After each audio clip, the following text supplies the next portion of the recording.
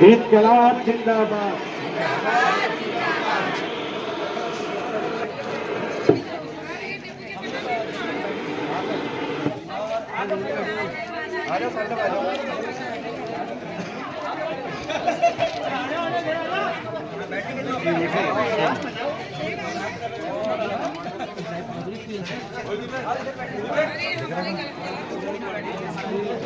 Hello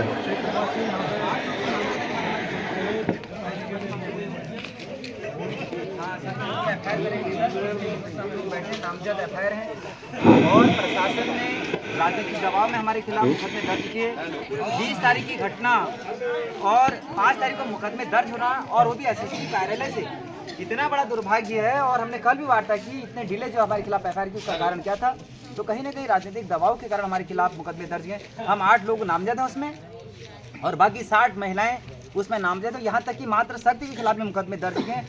और चौकोट के इतिहास में, मैं तो अगर उत्तराखंड के इतिहास में पहली बार हुआ है कि महिलाओं पर भी अपराध दर्ज किए हैं। इससे बड़ा दुर्भाग्य, जबकि तहसीलदार, जिस तहसील के तहसीलदार ने हमको मदद की, वहाँ के कर्मचारियों को मदद की, वहाँ के कर्मचारियों को भी डराने और धमकाने का काम किया, तो बड़ा दुर्भाग्य है और ये लोकतंत्र की हत्या है।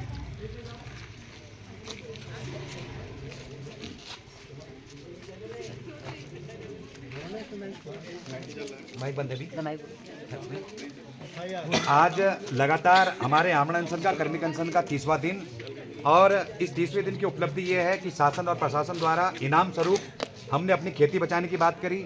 हमने अपनी माताओं बहनों के, उनके एक प्रसव की व्यवस्था नहीं हो पाती है, किसको चोट लग जाती है उसका इलाज नहीं हो पाता है, इसके लिए हमने आईटीआई की बात करी, युवाओं के बेहतर भविष्य की बात करी, बेहतर स्वास्थ्य की बात करी, अपनी खेती बचाने की बात करी, हमने बात करी गौ माता की बात करी। तो उसके इनाम स्वरूप हमें शासन प्रशासन द्वारा हमारे ऊपर मुकदमा दर्ज करके जो इनाम दिया गया है, उसी इनाम के फलस्वरूप आज हमने इस जुलूस को निकाला है। और शासन और प्रशासन को हम ये चेताना चाहेंगे और बताना भी चाहेंगे कि बड़े दुर्भाग्य का विषय है कि सालदे जैसे क्षेत्र में एक डॉक्टरों की टीम आती है उपचार करने के लिए हम भी लोगों का, और वो गाड़ी पलट जाती है और यहीं के लोगों द्वारा उसके टायर चोरी कर लिए जाते हैं। शासन प्रशासन, वहाँ पर पुलिसकर्मी तमाम अभी यहाँ मौजूद हैं, और मैं इनको भी कहना चाहूँगा पुलिस प्रशासन को अपने माध्यम से कि आपने उस एफआईआर में अभी तक कोई संज्ञान नहीं लिया गया है। पूरा कलंक लगा है हमारी चौकोट घाटी पर, पूरा कलंक लगा है हमारी इस पूरे शालदे और देघाट, जहाँ जहाँ तक चौकोट पे पूरा कलंक लगा है कि आज तक उस एफआईआर का मालूम नहीं पड़ा है कि आखिर वो कौन लोग थे जिन्होंने उस गाड़ी के टायर पंक्चर करे।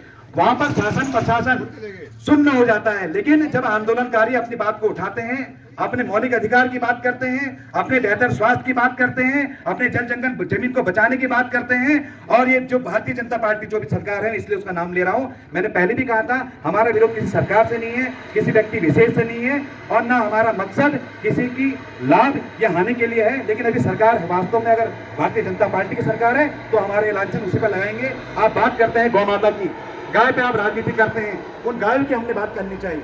एक तहसीलदार महोदय आबिद अली जिनका नाम है, उनके द्वारा मुझे ये कहा गया कि बिष्ट जी 1 हफ्ते के अंदर मैं यहाँ से सारी गायों का नेत्र विस्थापित कर दूंगा, और उन्होंने प्रयास भी करा, लेकिन उनको भी उपहार इसका क्या मिला, उनका ट्रांसफर कर दिया गया।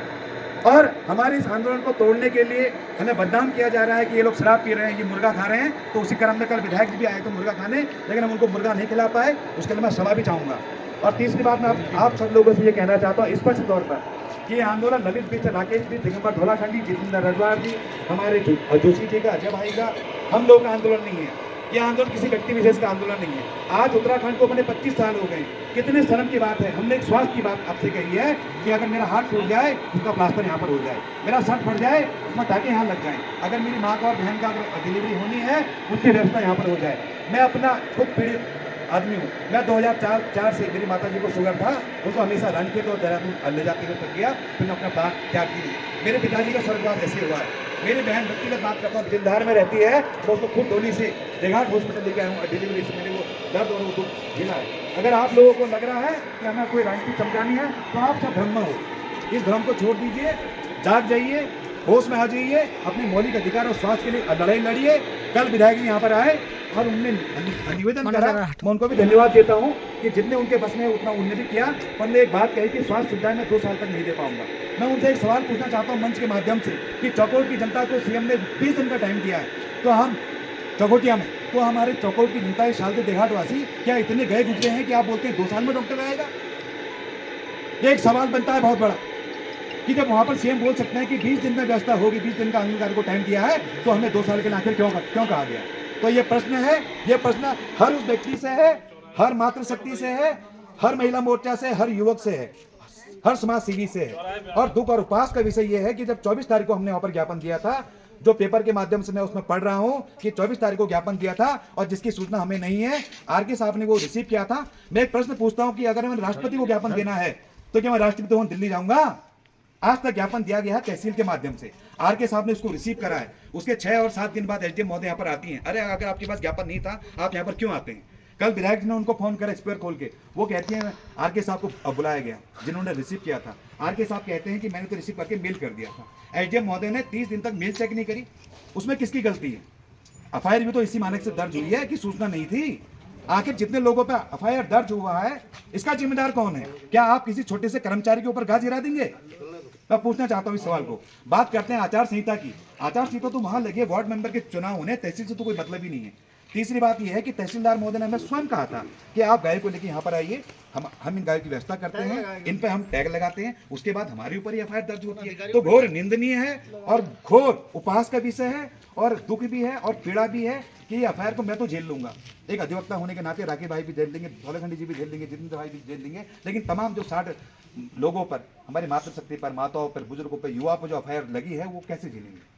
आप कहते हैं कि मुकदमा वापस हो जाएगा। बीएनएस की धारा 221 लगाई है, 221 की धारा, यहाँ पर कानून के लोग भी हैं, एसओ साहब भी हैं, वो सब समझ रहे होंगे। ये जो धारा इसलिए लगी है कि हमने किसी सरकारी कर्मचारी को मारा है, किसका सर फोड़ा है, किसको हमने कूटा है वहाँ पर। बीएनएस की धारा 221 ये कहती है। अगर आपने लगाना था साल के बस का 186 आप लगा सकते थे। आपने वो अपराध लगाया है हमारे ऊपर गैर जमानती है, जिसमें जमानत भी नहीं होती है। उसके बाद आप कहते हैं मुकदमा वापस हो जाएगा अपनी राजनीति को चमकाने के लिए।